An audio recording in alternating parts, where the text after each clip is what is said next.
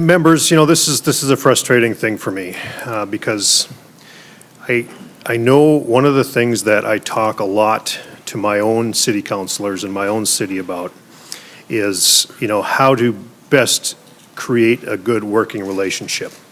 And one of the things that they often tell me, and I often agree with, is the worst possible thing that an elected state official can do is interfere in what they perceive to be their responsibilities. And I understand, Mr. Chair, Senator Miller, that the bill that you would bring forward would essentially take those responsibilities out of their hands. And I think that's what the frustrating part is. But, Senator Isaacson touched on this a little bit too about, kind of this blurred line between what's political and what's good policy. And I think on our side of the aisle, we don't see that there's a lot of thought behind this or a lot of really good policy behind this. And I know that, Minneapolis and St. Paul have taken specific actions through the work of their city councilors and mayors and have put a lot of time and energy and effort into doing that.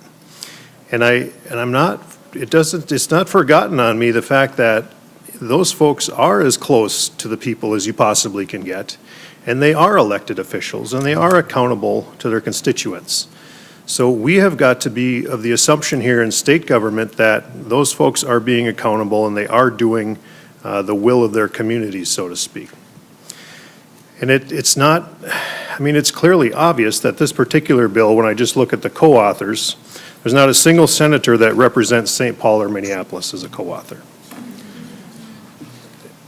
Furthermore, I will tell you that as a senator representing the city of Duluth, my community last year put together a Earned Sick and Safe Time Ordinance Task Force, much like these other two cities have done, and are working through this process. And that task force consists of folks that are on both sides of the issue.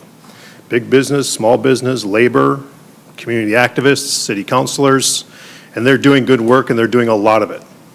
And I am 100% confident that what comes out of there as a recommendation to the Duluth City Council will be a compromise. Because that's how good policy works. It's compromise, it's process, it's bringing all sides of the issue together, and I think that's what's missing here. And let's not forget that one of the reasons why local governments act is because of the absence of action at a higher level. And you see that here, right? I mean, the state essentially has not been able to get some of these things passed, and local communities are taking it upon themselves to do what's best in the interest of their constituents. And I don't think we should stand in the way of that. Mr. Chair, and if there's one piece that's even the most frustrating, and I would say the most egregious, is when people travel to the state capitol to have their voice heard. And we heard from a number of them. And we also have some that didn't get the opportunity to have their voice heard.